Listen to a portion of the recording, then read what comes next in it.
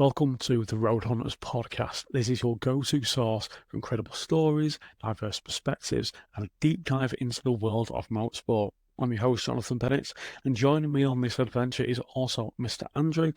Now, each week, we will bring you exclusive interviews with passionate individuals from all over all different aspects of the racing community. And our goal is to showcase incredible talents, the dedication, and the stories that make motorsport so special to us all.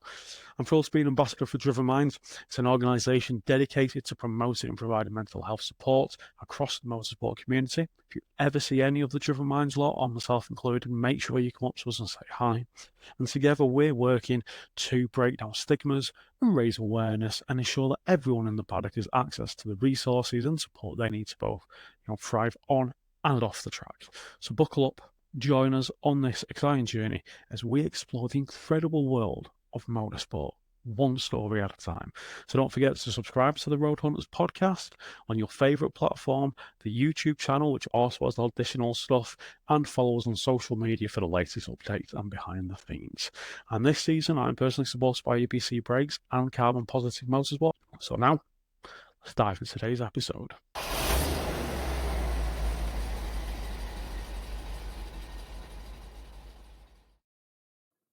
Welcome back, everyone, to another week and another interview, and we are joined by John Birrell of FormulaG.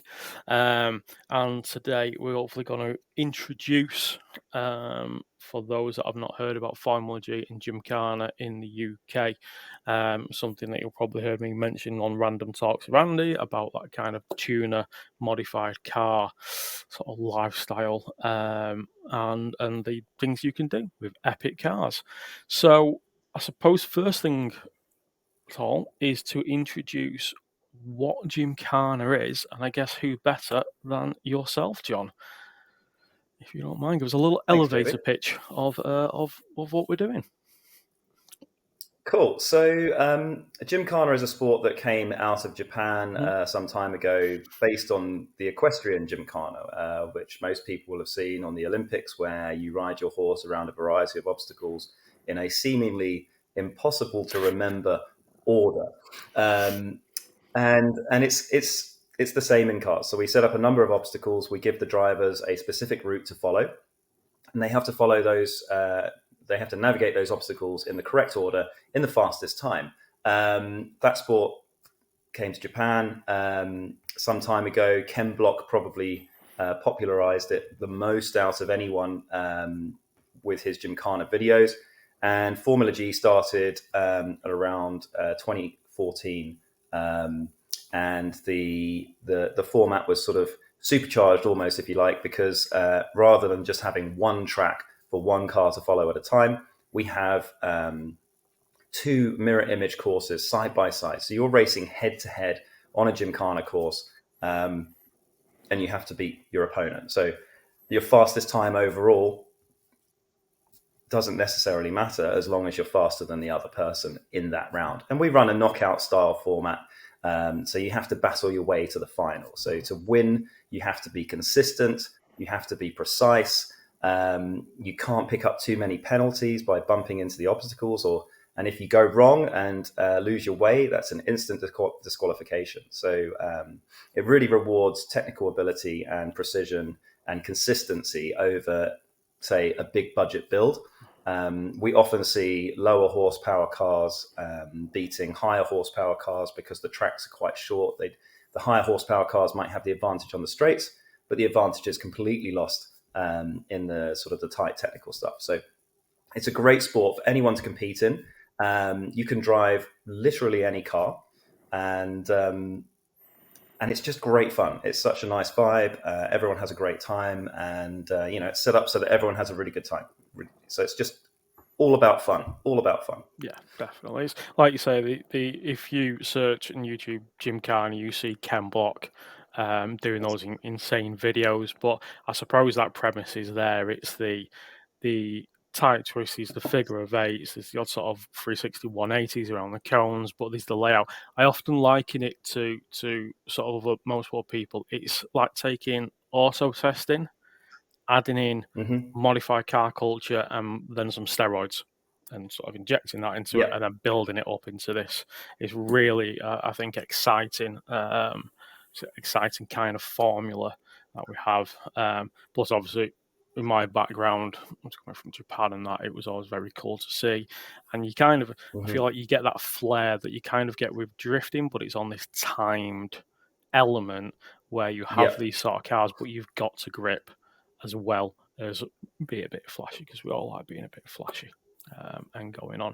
And it's interesting you mentioned so many different disciplines, JB, because we have drivers who have come from all different backgrounds. We have drivers who have come from time attack, which is sprinting. We have drivers who are drag racers, so they're great on the launch. We have one drag racer in particular who no one can beat at the lights. We have people who have come from auto testing and auto solo, and we have a lot of drifters that have come over for the sort of the more precision stuff. And we find that the drifters often feedback that it's really up their game because they're able to find more grip drifting. And a lot of people think drifting is all very slippy and sideways, but there's a huge amount of grip you need to generate to be able to go fast and sideways. And Gymkhana really helps you find that grip in places that you wouldn't necessarily find it. So it's a great discipline that will benefit sort of any other discipline that you take part in. But also it means that if you've done anything before, whether it's just driving on the street and you've never done any motorsport, or you're coming from Rallycross, we have some rally boys as well. Everyone has some sort of transferable skills that they can bring to the table and hopefully give them a little edge. Yeah, definitely. So we're going to talk about kind of getting into it. I suppose that affordability element of the different classes and starting. But what I want to do now is kind of going a little bit to you and our icebreaker questions to sort of learn a bit more about John Birrell. So first of all, what's one of your favourite cars of all time? Oh God, that is an impossible question to answer. This is why I changed it from what is your favourite to what is one of your favourite, because I don't have our favourite. I can list like 5 off the top of my head, which are dreams. All right, so I will go for the first car I bought and still own. Oh. And probably the reason I got into motorsport as well, which I doubt anyone's guessed yet, but it's a 2CV. So when I was 16, I inherited a 2CV from my grandfather. He'd owned it from new. Nice. He bought it because my grandmother told him he wasn't allowed to, so he went and got it anyway. And excellent. And this is an objectively ugly car, but from an engineering perspective, it's an absolute marvel. This thing finds grip on any surface. It is great off-road. It is great on snow and ice. It is great just pootling around. It only has 30 horsepower, so it really, really rewards sort of looking ahead. You have to plan ahead when you drive a 2CV. You can't just be driving along and think, oh, I'm going to go around that lorry now, because you might start going uphill and then you're going slower than the lorry. So you have to plan ahead when you drive a 2CV. It's not a car that you can just sit back and relax and drive. It's something that really is just 10 tenths all the way without ever breaking a single road traffic law. And yeah, there's some amazing facts about the car. Everyone knows that it was designed to carry a basket of eggs across a field, and it will do that in comfort. It's the only car that's ever been prescribed by a doctor, as far as I'm aware, for a bad back. And yeah, they're just quirky little things. They love to rust, and but those engines will just go forever and ever. It's a little flat two. Flat two, right? Happy little thing. We'll rev for 7,000 RPM quite happily all day, every day. That is awesome. I remember when they tested the engine. They ran the engine at 6,000 RPM for something like 24 hours, and it was fine. Wow, that's pretty cool. Constant, and I'm sure. And so yeah, as I say. Like one of the records, one of the fastest engine swap was in like a race 2CV, because it was in like 15 minutes or something daft, where they did a full conversion or something like that. Yeah, they're super easy to swap. I have super easy. 4 bolts onto the gearbox, 2 Right. bolts onto the chassis, Oh, nice. and then a wiring loom to disconnect, and then pop it off and pop the new one on. And yeah, as I say, that's the reason I got into motorsport. I started pit crewing for a 24-hour 2CV race team. Fortunately, we didn't have to do a single engine change for the whole 24 hours, but we came third overall with a bent valve. Nice. And when you've only got 4 valves in the entire engine, one bent valve is a big deal. So, but great fun. Yeah, I remember actually when I had I first do GTS2, and I went through a period where I had terrible heat soak, like shocking heat soak. And so I had to do a lot of work to kind of get rid of that. It was a typical big air filter back in the day and just soak it up a straight 6 heat. And I was going over, it would have been, not Woodhead Pass, Cat and Fiddle. So that's like quite a road in sort of going from Macclesfield over into kind of Derbyshire.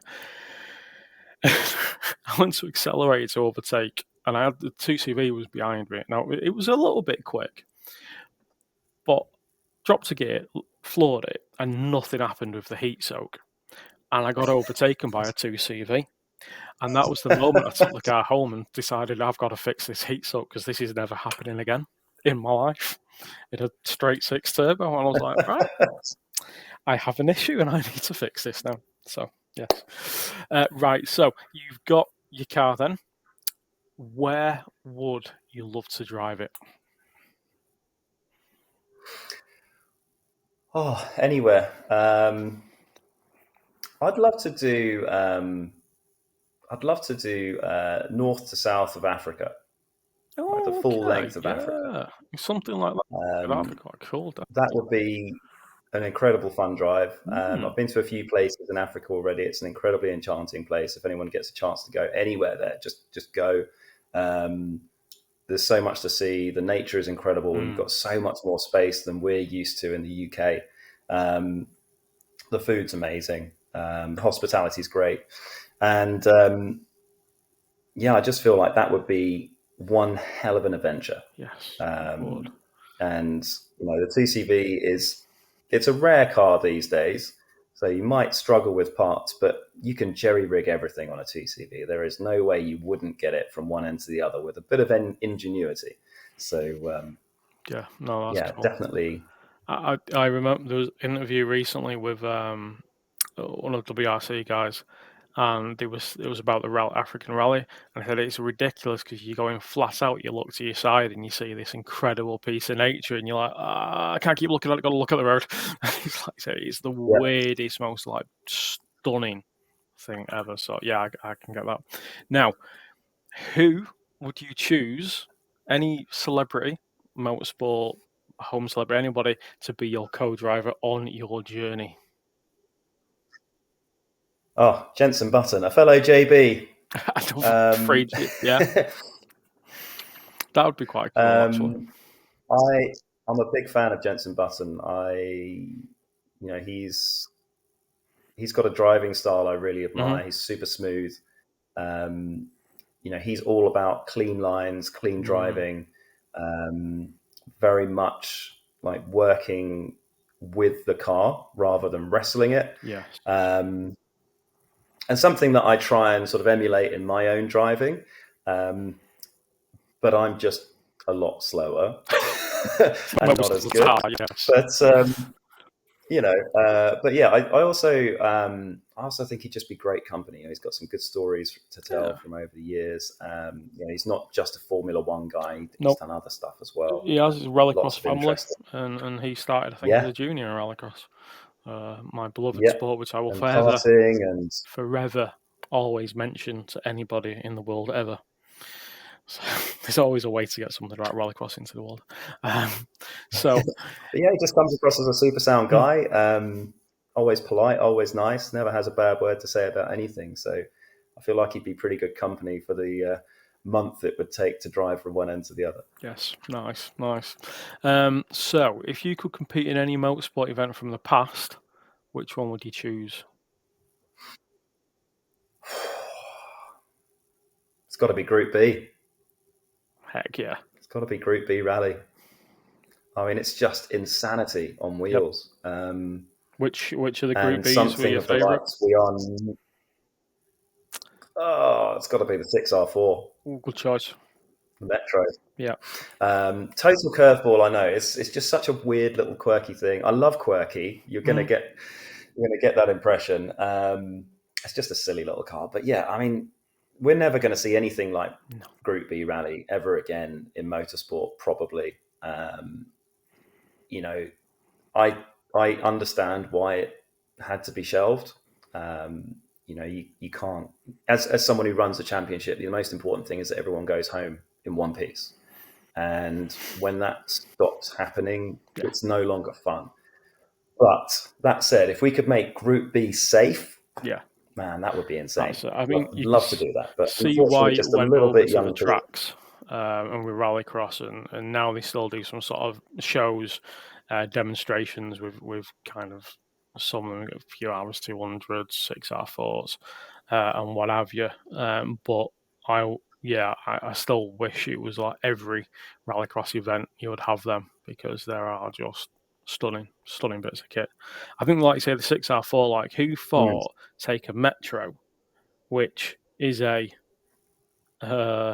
style of looking of a car, put a mid-engine V6 on it, actually aspirated, chop the like thing that, in yeah. half pretty much, and just put some insane like when that idea was created by the genius, whoever it was, an absolute legend. Like, just never thought that car would look so incredible. Like, It's what a great. thing. It's iconic. I love it. Yeah, absolutely.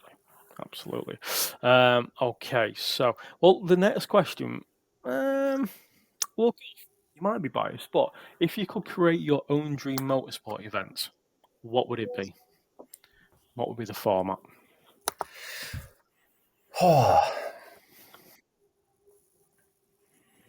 Interesting. I don't know. I mean, so much has already been done, and I love anything to do with cars. So it's difficult to sort of stick it down to one thing. But one thing I'd quite like to try is kind of like timed, sort of merge Gymkhana and drifting. Yeah. So you've got a timed drift race. So you have to, I guess Gymkhana does it, but it's take out the judging. To some degree. Red Bull have done this with shifters, didn't they? Where you kind of had a bit of that judging of the drifting, and then a last bit being timed. I think how like shifters work. Red Bull. Well, I would take away the judges completely. If you could get rid of the judges in drifting, take out the ambiguity, take out the subjectivity, and just have it purely timed, penalties for missing certain clipping points or obstacles or whatever. I think that could be interesting. I don't know. I know a lot of people go and watch drifting because it's tandem, it's close, there's a lot of drama going on, and the judges create a lot of drama as well. But for me, it's got to be timed. Especially if you watch Formula. I don't know. It's something I sort of toy with. Yeah, that's quite cool. I like that, because, like you say, you could have your clipping points. You've got, if you straighten up, there's a penalty. It'd be quite interesting. I like it. That's quite cool. That's I like that. Yeah, it could be an interesting format. Something I've been toying with, but again, it's like you got to find the space and the time to do it, and you run out of both. I think that's it, because when you are running anything, you've got financial aspects, you've got the organisational aspects, the coordination, and the marketing aspect. Like, there's a lot, and obviously, like, with Formula G, there's a lot to kind of take in and do and organise and go around. It's not an easy solo one-man cheap thing to do sometimes. So, right, final question. Okay, what's the funniest and most embarrassing thing that's happened? See, I'd normally say to you at a motorsport event, but let's just say at a Gymkhana event. Let's change up the question for you. I'm not easily embarrassed. Nothing comes to mind at a motorsport event. Probably, I mean, is it embarrassing? Probably not really. Most embarrassing thing was probably being let by. I mean, this happens to everyone though. I got let by another car on a track day and immediately span in front of him, which was, you sort of tail between your legs, head hanging low as you walk over to the chap in the pits. Oh, I'm really sorry about that. It was embarrassing. But, in my defense, it was the end of the day. The sun was low. I completely missed the braking point. And the first thing I saw of the corner was the turn-in cone. This was at Bedford, which is quite a fast track as well. So I saw the turn-in cone to my right. And then, you're in the corner and I'm going for, I haven't even touched the brakes yet. So rather than try and make it round the corner, I just decided to mow the grass a little bit, and then sort of span gracefully across the lawn. But no, I don't even think that's embarrassing. No, it's just part of I think I probably embarrass people more. Fair enough. That's all right. Right, lovely. So, so moving on then, let's have a little talk about kind of your love and passion of cars and motorsport and that sort of culture, and where did that come from and kind of take you on a journey? Because obviously there's a journey to coming up to you being involved in Gymkhana. So what did it look like for you getting into motorsport cars? So I was very lucky to have been born opposite Brands Hatch. Okay, that's pretty cool. And so I grew up with the noise of the racetrack being sort of my ambient noise.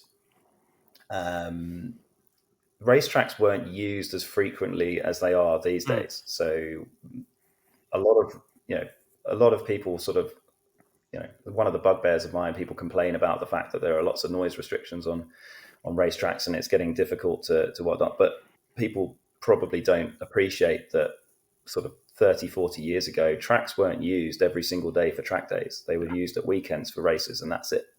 And there may be the odd track day thrown in. So there wasn't actually a huge amount of activity compared to these days. It's a lot busier than it used to be.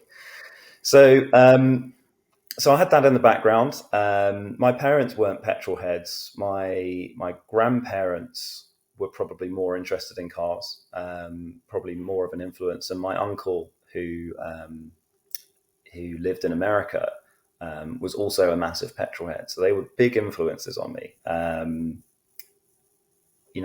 It's sort of the encouragement to tinker, to have a go, to modify, to sort of try and make it better, to just have a crack at something and not worry about it if it goes wrong, because anything can be fixed. Yeah. Or you can pay someone to fix it for you. It's not the end of the world. And so, growing up next to a racetrack and seeing all the race cars day in, day out, that really made me want to be involved, to own something myself and have a crack. And then, as I say, the 2CV was my first car, inherited from my grandfather. And that car really empowers someone to really just sort of get stuck in and learn mechanics. I mean, you can strip that car in about 15 minutes flat.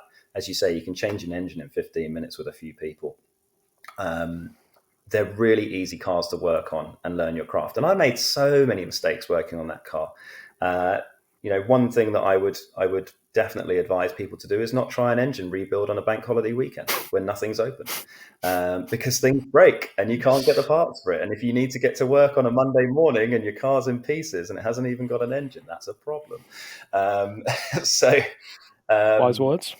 So and then obviously having lived next to a racetrack, the first proper car that I wanted was naturally a Caterham 7.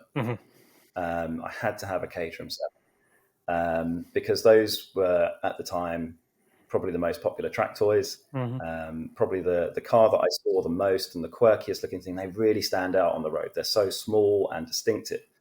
And so with my first paycheck, when I got my first job out of university, I went straight down to the Caterham showroom. I hadn't even sat in a Caterham at this point, and I put down a deposit for a car.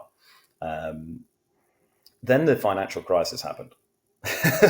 But I stuck it out, and I managed to get my caterer, and I built it, and I had a lot of fun in it, and that sort of got me a little bit more into the world of motorsport.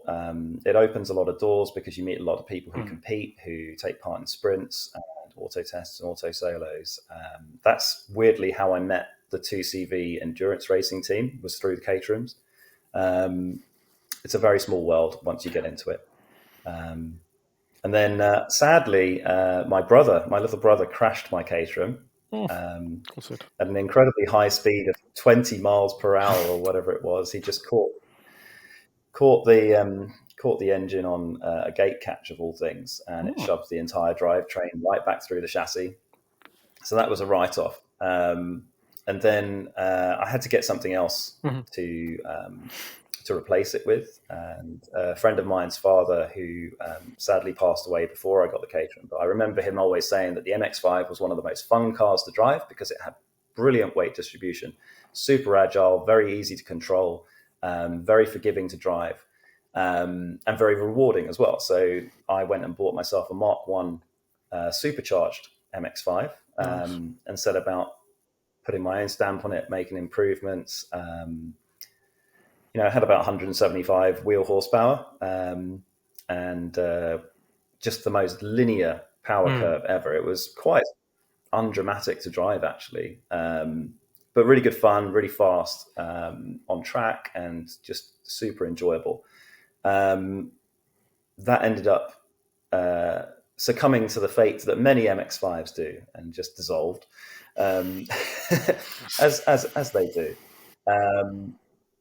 And then I had a bit of a hiatus. Didn't really have much going on myself, but obviously the MX-5 community is quite a close-knit one, and I had a lot of friends in MX-5s, and that led me down to that got me involved in Time Attack through MX-5 friends, and it also got me involved in FormulaG as well. So not competing, but pit crewing. I'm much better with a spanner than I am with a steering wheel. And so that got me along to some different types of events. And I really enjoy Time Attack. I love the format. I love the fact that you can just do whatever you want to your car. They will find a class for you, and you might change classes or whatever. But generally, just go wild, modify, be creative. Whatever you can do to shave a tenth or even 100th off your time, do it. And I love that kind of format of having the freedom. You don't have to build a cookie cutter car that fits into very, very specific regs, and regs that are very easy to fall foul of as well. You make one little change and suddenly it's not allowed. And